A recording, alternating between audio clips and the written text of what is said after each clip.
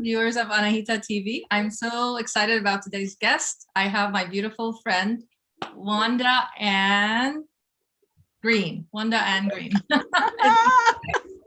It's, what did you say? My friend Wanda and Green. Is that your? Yeah, Okay. yeah. Well, I go, it's a story. It's always a story. Always a story. But yes, So I my am. friend Wanda has agreed to be a guest on, on our show because she has a beautiful story to tell, and we have writing in common. She's one of my students at the poetry class at the Los Angeles library that we started during the pandemic, and it's been really exciting getting to know her. And the more I got to know her, I realized that she is she's a valuable person with a beautiful background and knowledge in life, and has overcome and is living with lupus. And she recently wrote a poem about her struggle with the illness called Lion Diva, and it was published. Yay! And we're here to talk about her book that it was belongs to another poetry group, and all the proceeds from the book go to a charity, 100% of it. So it's a beautiful cause. I hope that I can get all the viewers to purchase it. We'll get the information from Wanda afterwards. I have a copy. I was so lucky. She sent me my own copy. I got it, and I thought, hey, why not? Let's do a show. Let's do a Anahita TV episode to talk about all that she's accomplished in her life and also promote her book. Welcome, Wanda. Thank you, Anahita. I'm just so humbled. I'm just so humbled, so excited, so ecstatic to be here and to be able to share with your channel everything Lion Diva Rises. That's the name of the poem that I wrote. And yeah, let's get to it. Yes, let's get to it. So tell me about yourself. Tell me about your childhood and how you got into writing. Since I'm a writer, that's the first thing I'm gonna go to.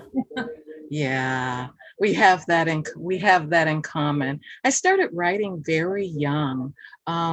Even I was, as we were speaking, I began thinking about when I could actually pinpoint it. And I think in first grade, we had like a little writing contest, and they took us to, all the first graders went to a school, and we did our little books and everything like that. And then from there, I just kind of always wrote. I was always journaling, always keeping a diary, always, scribbling on something, my thoughts, things that I would observe, So by the time I got into about junior high school, I had a fabulous teacher, fabulous English teacher, but she was just like, she just went the extra mile with us. She saw that we had passion and interest in writing. So she started a creative writing group, like informally, and we would sit with her like out in our kind of quad area, and we would talk, we would write. And from that, I actually applied to a humanities magnet for my high school, and I voluntarily got bused to that magnet. So writing has always been a central part of my life, for relaxation, for just expression. I really, really enjoy writing. I'm so happy to hear that. That's so funny. I started writing with poetry and journaling. We have that in common. Great. Yes. And I'm so glad you pursued your passion. And now you have a book. Can we see? Do you have a copy of your book? Yes. Oh, absolutely. This is our book. It's called Snapshots, Personal Narratives of the Community Writers Group of Los Angeles. And CWGLA.org is the name of our nonprofit. So during the pandemic, I was accepted into the writing group, and we wrote collectively, there's an entire membership that writes, and we write monthly. We bounce ideas off of each other. It's kind of iron sharpening iron. Our conversations are fun. They're lively. I'm pulling my hair out. I don't want to do this, but we get it done. Because a lot of writing is actually processing ideas and making sure that they're kind of, yes, like they're cohesive. Painful. Yes, they're interesting. And then you edit. So I went through that process with our group. And this book that I showed you is volume 6. So since about 2003, when the group came together, when the group formed, we have volumes that start with 1 all the way to 6. Wow. And it's always a different group of writers, poets, spoken word creatives that contribute to the book.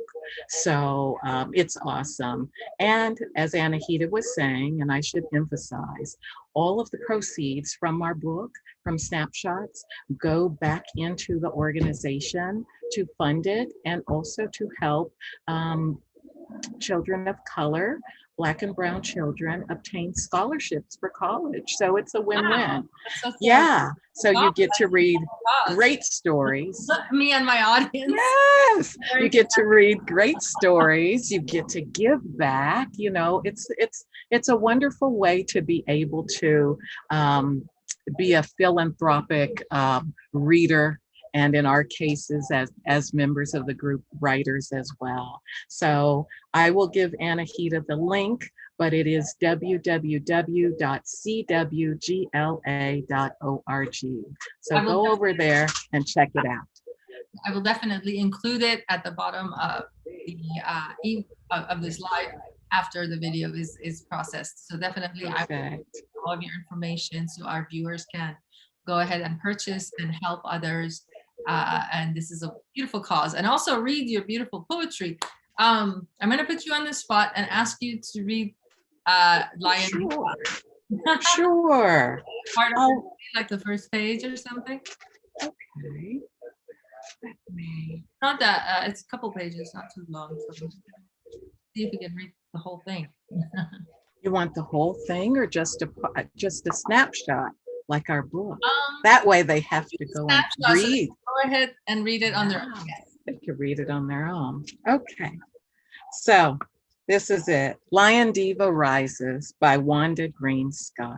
Look at me, damn it, I demanded. My life's destroyed like a brutal home invasion robber, violently stealing my most valuable possessions without care. Unleashing your sinister crime with duct tape across my mouth while you pistol whip me.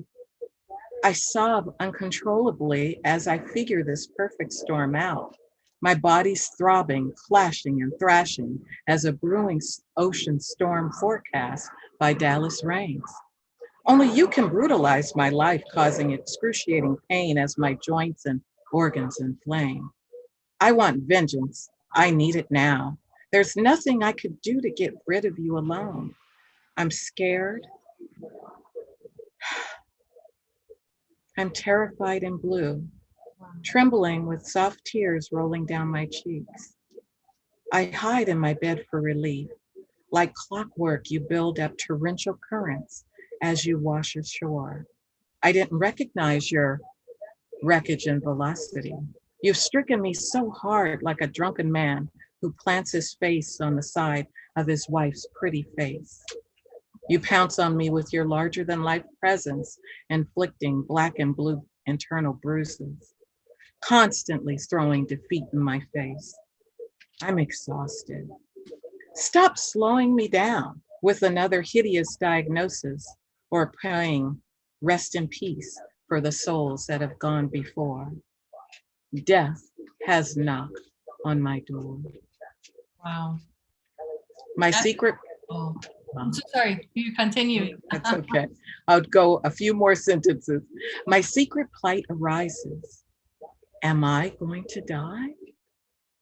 Honestly, I want to run away like Usain Bolt or Flojo and hide. I stand tall, hoping against hope that I'll win. Then I realize the severity of your ruthlessness.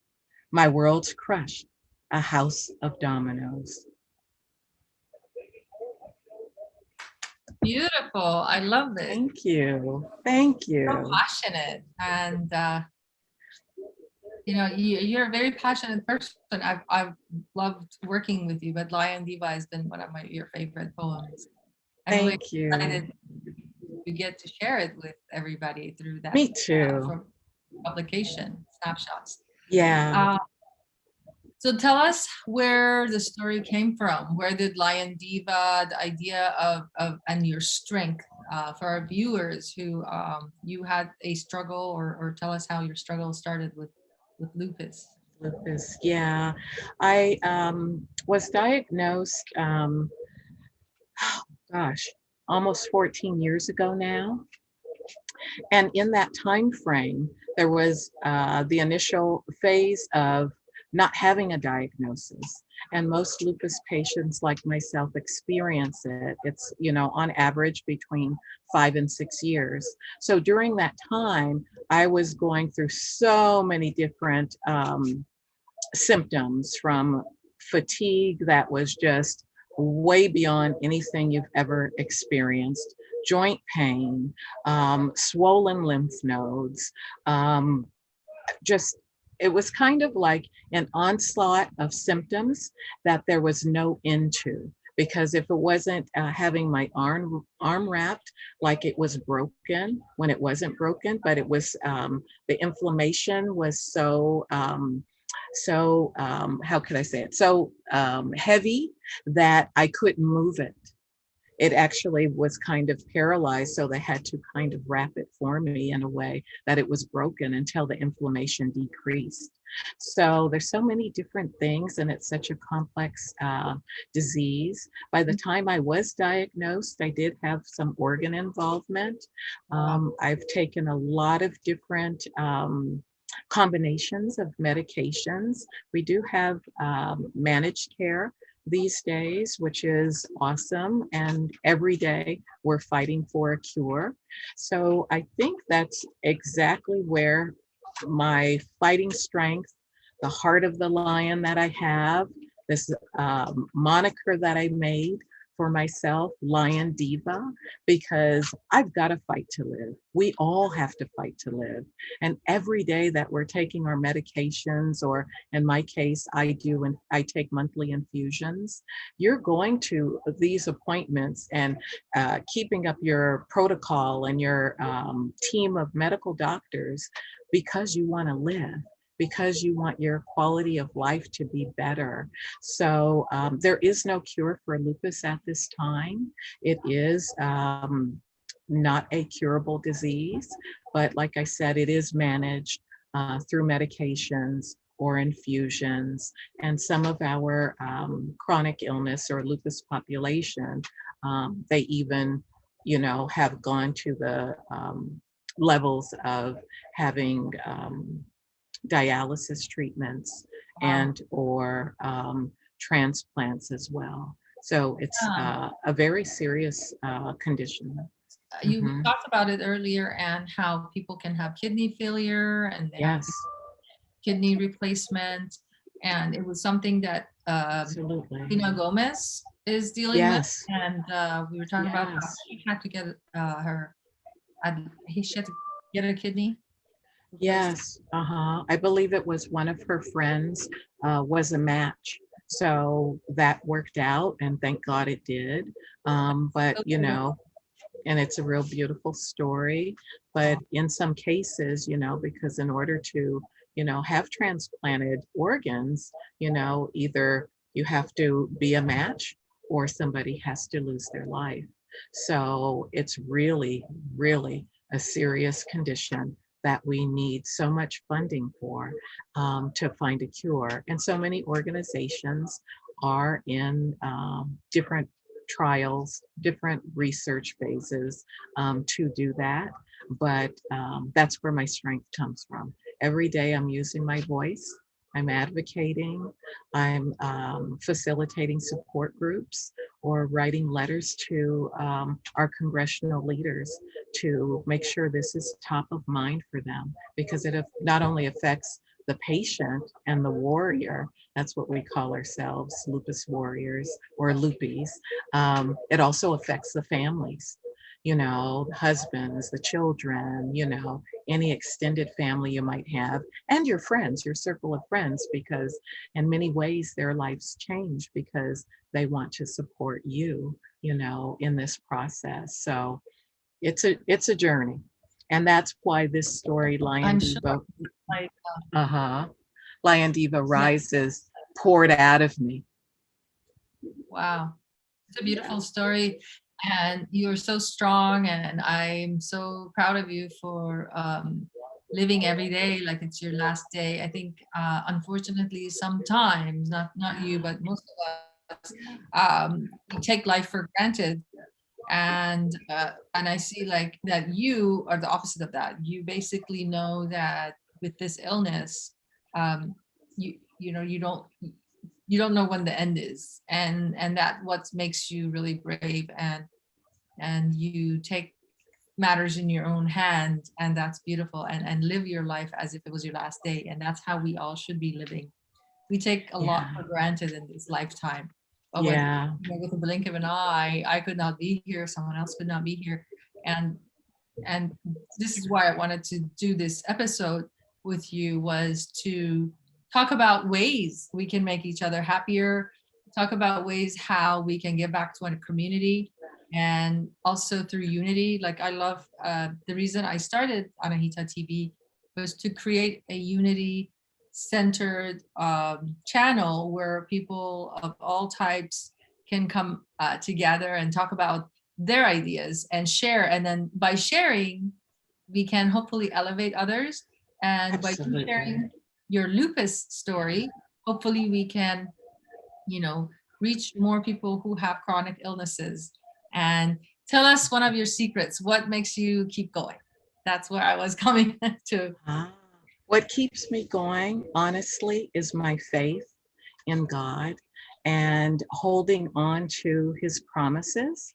That, you know, although I'm going through this and many people are going through this and many other conditions, that, you know, there is hope there is hope, and you can root yourself in that hope and trust in him to get through everything that you're facing.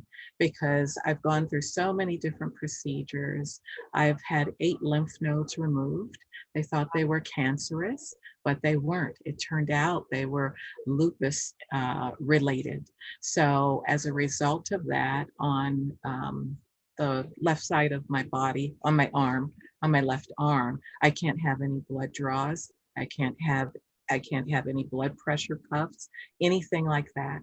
Because if that happens, and they tell me only in the case of a life or death situation will we do anything on that arm, it will create a different condition. So there's always so much So the to, lymph nodes were removed on the one side, on the left side yes, on only? the left side. Yeah, on the left side only, because I had an asymmetrical chest symmetry. So basically what that means in real world terms, my boobs were like this Okay. instead of parallel. They shifted. The wall itself shifted. Mhm. So we're always, and I'm always so hyper vigilant about kind of scanning my body, making sure everything's okay, nothing new has come up that I need to, you know, relate to my medical team, you know. And that's a great tool that we employ, we use within our community, because you are your own best president, CEO, Yeah. advocate, the person that knows your body the best, you know. And you know when something doesn't feel quite right. I encourage everybody to always write it down, like back to this writing, journal it down, or put it in your app on your phone and call your doctor right away and take pictures, because pictures are worth 1,000 words. You can upload them right into your electronic files and they can see what what your need is, so That's great um, advice. Thank you so much. Yeah, I also agree with you that you are your own advocate when it comes to health. I think there yes. are amazing doctors out there, but sometimes there a lot of things can, like you said, especially lupus, can mimic other illnesses. So a Yeah. lot of times you are your own best advocate. I'm not Yeah. saying that you trust your doctor, but question your doctor. Make sure you are diagnosed correctly, because there's a lot of, they're human, they can make mistakes. Yeah. And As with you said, the only faith we yes. can have is in God. They're not God, Amen. Yeah. and get second opinion.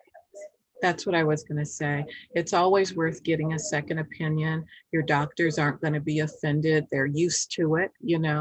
And sometimes you have to, have that inner calm and your intuition. You have to trust your own instincts on certain things to say, this sounds right or this doesn't sound right. Or nowadays, we have so many different organizations that you can call to ask questions or to go on the websites and get information and resources. I would caution you because sometimes people do it a little too much, and I even have to pull back, Okay. but because you want to see the information in the context of how it relates to you, your medical results, the testing, your lab results, and all of that stuff. So sometimes you're reading things and they're getting very frightening, but when it's in context with what your doctor has in terms of your labs and your notes that you've been taking and your symptom trackers and these types of tools that we have to use, then they can, kind of figure out a new regime for you or increase or decrease something that you're taking as well. Mhm. That makes sense. That's a Yeah. very good advice. I 100% agree with you. So we talked about writing, we talked about Yes. Lion Diva and where it came from and your lupus, and the fact and your belief in having faith in God. I Yes. totally agree with that. My writing started, I feel like most writers are spiritually led. I Um, agree. and when people ask us what, Yeah. especially when they ask me, what else would you do? I can't see myself doing anything else. And I Yeah. started at a very young age. And it's so Mhm. wonderful. I want to also talk about, for people who are watching and have, you know, any reason, any illness, or just, because of the pandemic right now, a lot of people are depressed, or they can't see their family because they live far away. There's a lot of things going on. I recommend Absolutely. journaling. I feel like journaling Mhm. is the best medicine. It's better than therapy. It is kind of a Mhm. therapy It for me. is kind. Yeah, I absolutely agree with you because when you get there was a time in my journey, in this medical journey, especially when I wasn't diagnosed and things keep happening and you don't understand it and you just want answers, so you can understand and you can be calm and you can go forward with treatment. But during those times, I would journal so many things, so many emotions. And at the darkest points or the hardest times, I would actually draw because I no longer had words because the words were too painful. So I am with you, Anahita.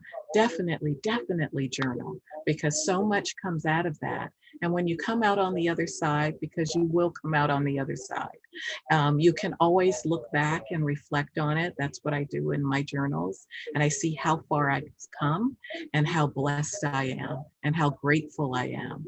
Not that I wanted to go through what I went through, but God was with me through it. And I can look back and say, wow, you've come a long way. Keep going, keep inspiring people, keep sharing, this story. I think what happens, and as you were mentioning, we're in the pandemic right now. We're isolated. Having a chronic illness, or whether it's lupus, cancer, any any illness, whether it's depression, um, you often withdraw because you just don't feel well. And sometimes you're socially isolated. So being able to have an outlet, whether it's journaling, whether it's exercising, if you have full mobility, if you don't have full mobility. I didn't have full mobility at one point, and I would exercise in my bed. You know, there's always a little bit of a modification or an adjustment that we can make so we can feel empowered, and only do what you can do. And ask your doctors, because they'll be able to say, okay, you could do this, you can't do that. And you know your body too. So don't overdo it, you know, just make sure you're doing enough so that way you feel like you're making progress, because it really is a slow and steady walk or race, or like I refer to myself, like a marathon.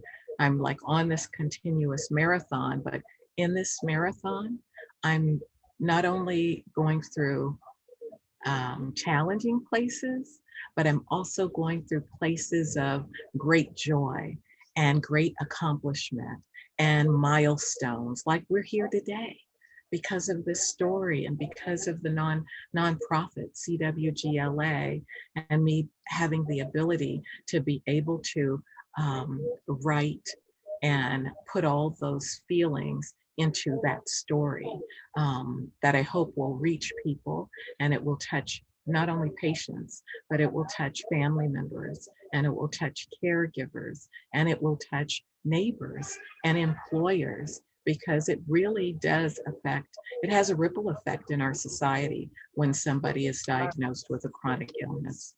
Yeah, definitely does. I'm sure your family is very involved, and your friends and people who love you. Yes, And yes, for those, I want to kind of mention, for those who are isolated, or like you said, there are charities or places where you can call, and that will help.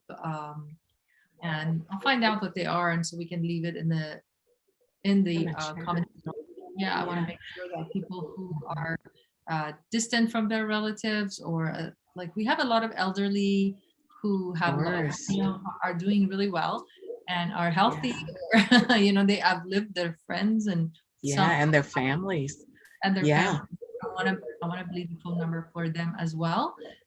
People yeah. who they can contact and get help in the community. I love giving back to the community. I was like you. I worked at the community center, volunteered as young as 14 Oh, age. that's great. That's great. So I I love giving mean, yeah, when community. it's in your blood and you're passionate about it, it just stays with you. Like you discovered it at such a young age, For which sure. is great. It runs in my family like that too. We're always finding a way to give, to help, to, you You're know. probably Mhm. from a big family like I am. Um, on my actually on both of my parents' side, but because of that, they just had one child. Uh, So I have a that's, lot of cousins. yeah, I have that's a like lot of cousins. Yeah, a big family on both on on my both sides. sides. Uh-huh. I grew up with lots of aunts and uncles, and so when I tell a friend, "Oh, my cousin did this," I was like, "Didn't your cousin do that other thing?" I'm like, "Oh, that's another Yeah, cousin. that's another cousin. Yeah, Another yeah, cousin. That's another yeah, aunt." They're like, "How many aunts and uncles?" yeah. So I feel blessed. I'm like you. I Yeah. feel blessed. I'm not. I'm accustomed to having a lot of people in my life, and Yes. Yes. touch Absolutely. with all of them, and Yeah. so we're certainly Mhm. really blessed to have a big family and big community. But that's why we want to give back to those who aren't Exactly. in that same situation. Exactly. Yeah. And also for people that, need to reach out and you need to see a doctor for depression, there's no shame. There's no stigma in that. It's just like going to the doctor for your foot. Your foot's hurting you, you go to the doctor. You need assistance with depression, or you need to talk with someone, ask your doctor for referrals, because that's what they're there for. You know, mental health is a very serious condition and it can be treated, you know, but you have I to believe you. that if people have exercise, that's one way to Yeah, get rid that of does. Yes, yes, I nature. agree. When I am in nature, journaling, there's three things that I think would help people who, self-care at home. One would Mhm. be walks in nature. The other one would be journaling we talked about. And the third one is meditation or prayers. If you are, I assume you're Christian, and for Yes, depending on your religion or your your practice, practice. Yeah. yeah, you can meditate or pray. Prayer always works, and Yeah. yeah, I'm a definite advocate for those three things. That really Mhm. helps me. Yeah, I that's make sure it's a lot of work. incredible. Being in this modern It world, it's a lot. is. Oh, it is. You have to have a routine of self-care, you know, and of ways that you know, kind of do things that will actually improve how you're feeling, whether it's physical, mental, emotional, or even spiritual.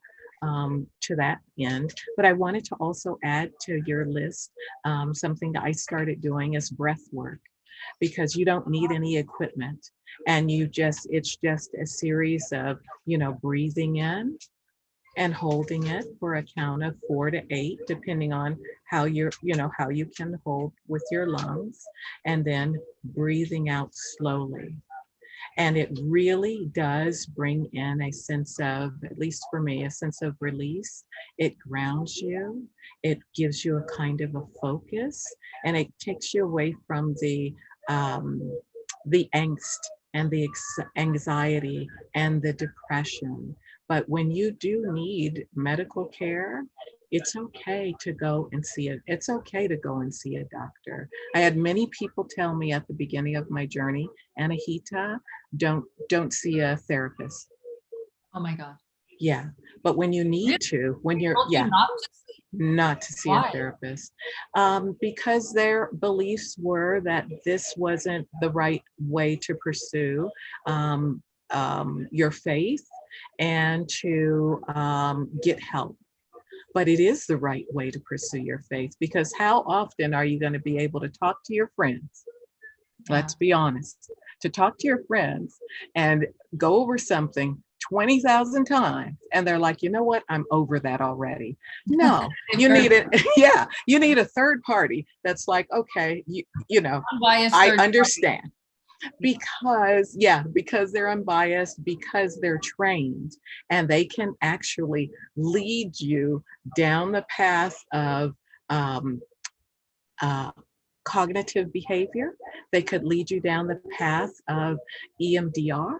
They could lead you down the path of finding other ways to control and to control your thoughts, but also to harness the care that you need in the mental health arena.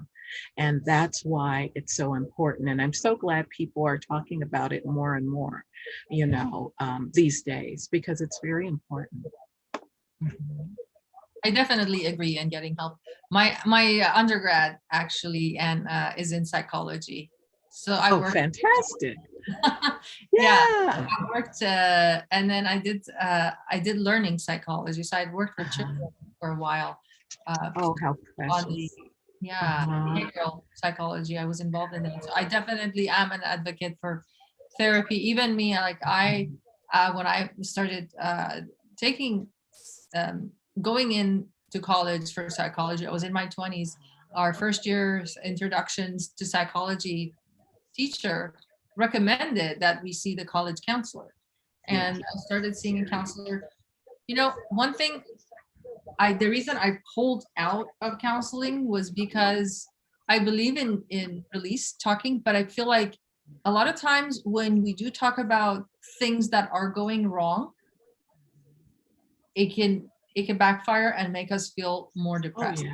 So Oh, that's why I yes. didn't continue becoming a psychologist. I mean, I do agree with him because Uh-huh. I actually do see a therapist now, but what I do is I have a therapist I see only once a month via Zoom. And she's Mhm. more like she has a psychology degree, but she's more like a life coach. Instead of just complaining about what's going wrong, I do get a chance to do that in the beginning, Mhm. but then we discuss solutions. So I highly Mhm. recommend. That's the difference between a therapist that just sits there looking at their time and you talking for an hour and not Yeah. going anywhere, and then you kind of talk yourself into more depression. So I do Yeah. caution against that. Yeah. Well, it's because of the triggers. Yeah. So if a person is severely depressed, and I'm no medical expert, but I've gone through a lot. If they are severely depressed and they're expressing what they're going through, and it's triggering them into a further depression, if you are with a trained psychiatrist, therapist, clinical counselor, they know how to bring you back and to center you and to ground you so you don't slide further. You see what I mean? So Yes. they're trained to do that, you Yeah. know. So Fully. in that regard, it's it's okay because it's going to happen. It has to come out as a part of the healing process, but you don't have to live in that space. And that's where they're able to kind of pull you back and give you other how can I say it, methods or other protocols, so that way they can check back in with you and make sure you are okay, and you can continue proceeding on. Or if it's the end of your session, they resume the next session. But yeah, it's very, very important care. Yeah, very important to find the right Mhm. therapist for that. Yes, you've got to. All Yeah. the doctors. Yeah, if somebody's just watching their watch, or they're not allowing you to finish your sentences and rushing you out of the doctor's room, it's like, next, please. I need a better care provider. But there are great doctors out there. There really are. Yeah. Definitely. I agree with you. Yeah. Well, thank you so much for joining me. I'm so excited that we had I this am too. and we got to talk to you, get to know you better. And I hope that viewers have found things that they can relate to. And if you have Yes. questions for myself or our beautiful Lion Diva, please leave them in the comments below. I'd love to answer your questions. And if you haven't subscribed yet, please go ahead and hit the subscribe button. So next time we have a live or another episode, you will be informed. With that being said, we love you and appreciate you listening in. I'm thankful and grateful for my beautiful friend. Thank you so much, Anahita, for having me. I'm so humbled. Thank you. I You're appreciate very it. welcome. I really appreciate Uh-huh. you. And we're off to our poetry class very soon. Yes. Still writing, still Yeah, creating. always writing, Yeah. always write, always create, draw, paint, whatever makes you Yeah. happy, sculpt, dance. Exactly. Exactly. So with that being said, we appreciate you. Have